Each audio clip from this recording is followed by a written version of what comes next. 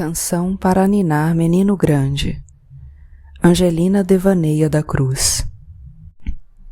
Angelina Devaneia da Cruz, por sua vez, vivera acontecimentos nada calmos ao ter seus caminhos cruzados com os de Fio Jasmim. Essa, sim, o moço maquinista corporificou, por infindos instantes, o desejo mais profundo dela. E tudo aconteceu bem nas vésperas do casamento dele com Pérola Maria. Fio já havia perdido de vista em seus pensamentos a moça do Vale dos Laranjais. Seguia ativo, crendo que deveria aproveitar os últimos dias de solteiro. Seus novos chefes maquinistas, também homens experientes na arte de conquistar mulher, admiravam um homem tão jovem, mas tão esperto como eles, e se esbanjavam em conselhos e histórias sobre o que seria a vida de casado, aconselhando Jasmim a desistir da perigosa empreitada. Entretanto, o moço não estava muito interessado em saber sobre a vida de casado. Isso ele veria depois. A preocupação dele, naquele momento, era a de aproveitar ao máximo os seus últimos dias de solteiro. E foi com tal estado de espírito que ele atravessou, sem avisar, a angustiante e solitária vida da enfermeira Angelina Devaneia da Cruz. Angelina tinha 33 anos incompletos quando seus dias se abriram para um novo acontecimento, o da passagem de Fio Jasmim. Quando ele chegou, ela já esperava por ele. Às vezes, a sorte, o destino, a estrela são um sofrido brilho. Na ceia nupcial em que tudo deveria ser a celebração da vida, o cálice oferecido não veio com o bom vinho. Pelas bordas da taça, só o derramamento do fel. Angelina Devaneia da Cruz penou. Enfermeira Angelina, a mais velha das 7 irmãs, tinha sido a primeira pessoa da família a conquistar um título de nível superior. Era a enfermeira mesmo, dizia isso com muito orgulho. Começara no hospital no cargo de limpeza, ainda bem jovem. Tinha acabado de completar 18 anos. Seu pai tinha uma pequena barbearia que era frequentada pelos ricos da cidade. Um dos clientes da casa, o Dr. Juvenal Mesquita, arranjou-lhe um cargo de servente contratada. Angelina punha tanto cuidado na limpeza das coisas e do chão que, no final de poucos meses, mudou de profissão. Em um curso dado no próprio hospital, ela e mais 2 dezenas de moças da limpeza foram elevadas ao nível de auxiliar de enfermagem. Muitas delas se acostumaram e se acomodaram à função, julgando que a vida estivesse pronta. Angelina não. Entre um plantão e outro, entre uma moeda ausente e uma outra faltante para a condução, ela seguia em seus propósitos de estudos. Entre os lamentos de sua mãe, que desde o nascimento da 7ª filha vivia em um quarto escuro, amargamente chorosa, Angelina seguia. E, passados alguns anos, não poucos de muita penúria, Angelina Devaneia da Cruz escutou seu nome soar do grande auditório da faculdade. Era a hora da entrega dos diplomas. Ao vibrar das palmas estridentes e orgulhosas do pai, das irmãs e de outras pessoas da família, chegou a emoção da moça. Entretanto, o ecoar mais comovente de júbilo e de choro que a enfermeira Angelina ouviu tinha um acento especial. Vinha das manifestações de júbilo de sua irmã menor, a Sétimazinha. Sétimazinha era a caçula da casa e recebera esse apelido carinhoso dado por alguém da família. A menor de todas, a pequenininha, sempre fora tratada com muitos cuidados. Todas as pessoas, não só as da família. Quem soubesse da história da mãe de Sétimazinha reservava um modo de carinho especial para a menina. Condoíam-se muito da Sétimazinha, pois nem mamar no peito a menina pôde. O corpo da mãe, quase no instante mesmo em que a menina nasceu, se derramou em lágrimas. Era como se o líquido amniótico da parturiente, ao invés de escorrer seguindo o percurso da natureza, subisse corpo adentro da mulher, a lhe vazar pelos olhos. Setimazinha não emitiu nenhum choro. A mãe, todos. A partir daquele instante, uma profunda tristeza se instalou em Dorinda da Cruz. Nunca mais ninguém ouviu sequer uma palavra dela. Somente soluços tão doloridos que pareciam carregar todas as tristezas do mundo. E assim foi até o dia em que desistiu da vida, abraçando por vontade própria a morte. Setimazinha não tinha nem palavras completas ainda, e do chão só saía se lhe dessem colo, quando o doloroso fato aconteceu. A menina acabou de crescer sob os cuidados de Angelina, sua irmã mais velha, que se fez mãe de toda a prole mais nova. Por isso, palmas e choro tão comovidos da Setimazinha por ocasião da solenidade da formatura de sua mãe e irmã. Angelina adotara a irmã menor como filha, e dizia de si para si que, quando se casasse, a Setimazinha iria com ela. Os planos de casamento de Angelina eram concretos. Ela não queria somente casar, acreditava mesmo que casaria um dia. A cada manhã eram renovados os votos de crença na vida que lhe traria o noivo. Fizera do sonho do matrimônio uma certeza. Cria que uma aliança amorosa aconteceria em sua vida. Tinha o vestido de noiva e o enxoval completo. Dentre os seus, já havia escolhido os padrinhos de casamento. Ela falava com tal entusiasmo das festividades de suas núpcias que algumas de suas amigas, contaminadas pela certeza da noiva, também reservavam seus trajes novos para a festa que aconteceria no dia. A cidade de Alma das Flores também. O lugarejo esperava o noivo de Angelina como um grande advento. Havia em todas as pessoas a certeza de que o noivo de Angelina chegaria um dia. E a cada desconhecido que surgia na cidade, apostas eram feitas. Aquele sim era o noivo da enfermeira, em sua real e comprovada existência. Uma vez desfeita a certeza, a espera era sempre renovada.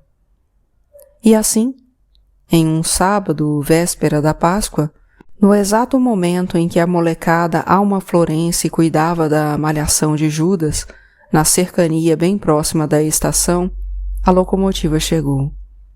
O trem vinha da cidade de Monte Vazio e lentamente foi parando na estação. Um fino silvado se intrometeu na gritaria dos meninos a espantar o Judas. 3 cavalheiros desceram. O do meio, o mais belo, sorriu ao rever uma das brincadeiras de sua infância. A malhação de Judas, o acabar com o sujeito traidor de Cristo. Os traidores deveriam ser sentenciados, pensou o Fio Jasmim, o belo cavaleiro do meio. Gabriel, um dos garotos, o que não gostava de espancar o Judas, mas participava do jogo, pois desde pequeno fora informado pelo pai e pela mãe de que aquilo era uma brincadeira de meninos, percebeu a chegada dos 3 homens. Ele sabia que se tratava dos maquinistas, mas o do meio quem era? Trazia também um uniforme igual ao dos outros, mas quem era o do meio?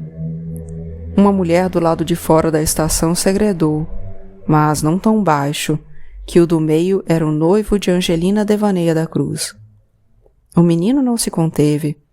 Arremessou longe o pedaço de pau com que flagelava o Judas, correndo em direção aos maquinistas e, puxando o Fio Jasmim pelo braço, aflito, perguntou: "Você vai se casar?" Fio Jasmim, atordoado com a pergunta e pensando em Pérola Maria, respondeu que sim. "Quando?" insistiu o menino. "Brevemente. Já tenho casa, já tenho tudo. Só falta a noiva marcar. A marcação da data é dela. O menino Gabriel nem escutou as últimas palavras do noivo de Angelina Devaneia da Cruz. Em poucos instantes, enquanto os 3 cavaleiros se encaminhavam para uma das poucas pensões locais, todos os almaflorenses ouviram dizer que o tão esperado havia chegado. Gabriel havia anunciado a boa nova. Logo depois, Fio Jasmin, entre o susto e a gozação, ria de se dobrar, quando os 2 maquinistas mais velhos lhe contaram o porquê da pergunta do menino. E agora? O que fazer? Perguntaram os 3 engasgados pelo riso, quando um deles recomendou que Fio Jasmin deveria manter a história. Jasmin se assustou. Mas como manter a história e se casar? Ele já estava de casamento marcado com outra. E, mesmo se não estivesse, ele nem conhecia a tal moça. Mais risos, então. Onde estava a esperteza dele? Nada de se casar, pois essa burrice ele ia fazer com a tal Pérola Maria.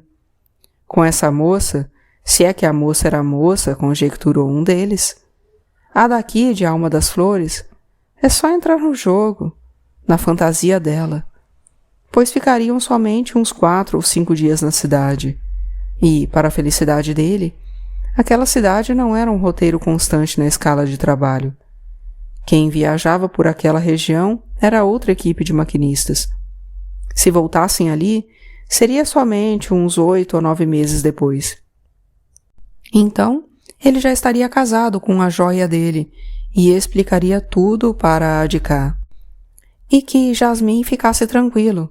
O pessoal da cidade era muito pacato. Ninguém faria nada contra ele. Era só um moço aproveitar a ocasião como uma brincadeira de quem ainda era solteiro. Falado e dito. Fio Jasmin vestiu a camisa do jogo. Quando Fio Jasmin, no principinho da noite, chegou à casa de Angelina Devaneia da Cruz, foi como se o sol retrocedesse e anunciasse um novo dia para ela. Angelina, que já esperava pelo amado desde a raiz do tempo, tinha tudo preparado, inclusive o controle das emoções. Aceitou com naturalidade a fala educada do moço, o olhar dele com curiosidade sobre o corpo dela e o convite do pai para que ele aparecesse lá na barbearia. Precisavam combinar os últimos arranjos para o casamento. Nesse ponto da conversa, o pai de Angelina, procurando o olhar de Fio Jasmin, pediu a confirmação do moço, indagando se ele tinha vindo mesmo para o casamento. Se o barbeiro fosse um bom observador, teria notado que Jasmin havia gaguejado um pouco na resposta. A assinatura dos papéis ficaria para a próxima visita. Devaneia nada notou, e também não se incomodou com o fato de que as assinaturas ficariam para depois. O mais importante era que o noivo, o homem amado, havia chegado, e nunca mais ela seria sozinha. Mesmo se ele não voltasse tão cedo, mesmo se voltasse 1000 anos depois, mesmo se a volta não acontecesse nunca, o importante era que ele estava ali, concreto, real, diante dela. A existência dele comprovava a existência dela. Quebrava o sentido do existir só, que ela tinha experimentado desde sempre. E durante 4 ou 5 dias de permanência de Fio Jasmin em Alma das Flores, a vida de Angelina foi outra. Ganhou alma nova. A moça, esquecida de tudo que ela mesma já tinha gerado antes e sozinha, pensou que o seu teor fecundante viesse de uma virilidade externa e se entregou toda a Fio Jasmin. Ele, ávido de brincadeiras, aceitou. Às vezes, entre um gesto e outro do jogo, a imaginar os dias futuros de Angelina, quando ele partisse e voltasse com a verdade a estragar a esperança dela, sua consciência lhe queimava um pouco. Mas havia aprendido que as ardências da consciência, em relação ao sofrimento que ele podia causar a uma mulher, passavam rápido. Era só desviar o pensamento para as ardências do corpo. Desviou. E na quase véspera da véspera de sábado, quando completaria uma semana ali em Alma das Flores, em que o Judas tinha sido malhado mais uma vez ao longo dos séculos, Fio Jasmim partiu com os outros 2 cavalheiros. Angelina Devaneia da Cruz, da estação, desenhou no vazio um beijo para o homem amado e acenou no ar um vago gesto. Algumas pessoas que assistiram ao último aceno de Angelina Devaneia não souberam traduzir se foi um sinal de despedida ou um chamamento para que o homem regressasse. E, enquanto o Fio Jasmim e seus 2 companheiros de aventuras nas trilhas da vida seguiam gargalhando da idiotice da moça e dos habitantes de Alma das Flores, dores aconteciam. Setimazinha e toda a família lamentavam a desistência de viver de mais um ente querido. Devaneia havia descoberto, um pouco antes de Fio Jasmim partir, a realização enganosa de seus desejos de uma vida inteira. Aquele não era o amado dela. E por que então ele havia mentido tanto? Se ele tivesse dito não ser ele o esperado, ela sofreria sim, mas só na porta da entrada, na soleira da casa. Mas, como ele deixou que ela acreditasse, ela descansou toda a solidão em que vivera até aquele instante, no prazer da chegada dele. Para ela, bastava ele chegar para confirmar que o amor existia. Se o amado não ficasse, as bodas já tinham sido realizadas nela. O esposo viera um dia e estivera nela. À noite, em todas, poria o vestido de noiva e gozaria sozinha o prazer de um homem ausente, mas que um dia estivera nela. E não queria nada em troca. Viveria sozinha, alentada pela certeza de que o homem amado existia. E agora, o que fazer da vida se a sua espera havia sido conspurcada pela dúvida? Ela não tinha certeza de mais nada, mas também não tinha dúvida de que a sua vida tinha chegado ao fim. E já um pouco tarde da noite, quando Setimazinha voltava em grupo de uma festa da igreja, ao passar perto de uma ribanceira, ouviu gemidos que pareciam ser lamentos de mulher conhecida. Apurou os ouvidos e reconheceu o choro da mãe. Ela se lembrava perfeitamente da mãe no quarto escuro, embora ela fosse bem novinha na época do dilúvio interno de Dorinda da Cruz. Setimazinha reteve a imagem de uma mulher em lágrimas, soluçando, reclamando da claridade que fazia com sua cabeça, seus olhos e sua vida se estourassem com tanta luz. Tudo era claro em demasia. A irmã mais nova da enfermeira Angelina Devaneia da Cruz perguntou se alguém estava escutando alguma coisa. Ninguém ouvia nada, só ela. Apertando os passos, chegou em casa procurando por Angelina. Todas as irmãs estavam presentes, até o pai, menos ela. Em prantos, pediu que fossem buscar o corpo da irmã mais velha, lá embaixo, na ribanceira. O episódio da procurada morte da enfermeira Angelina comoveu a cidade de Alma das Flores e adjacências. O último acontecimento trágico naquela região como esse tinha sido o da morte da mãe dela. Morte também procurada. Só que a mãe de Angelina vinha morrendo aos poucos, na tristeza que lhe acometera desde o nascimento da Setimazinha. A cidade esperava a desistência da mulher. As pessoas apenas se condoeram junto à família, mas não estranharam o fato quando o corpo de Dorinda da Cruz foi encontrado flutuando nas águas do Rio das Mortes. Com Angelina Devaneia, não. Os que não sabiam do que havia acontecido com a moça não entenderam o porquê de ela ter desistido da vida no exato momento em que o amado chegara. E solenemente, em respeito à memória da enfermeira, tão competente, tão acolhedora, tão humana, um silêncio sobre a causa-mortes de Angelina misturou-se na dor da cidade. Ninguém nunca perguntou a razão da desistência dela em continuar a viver.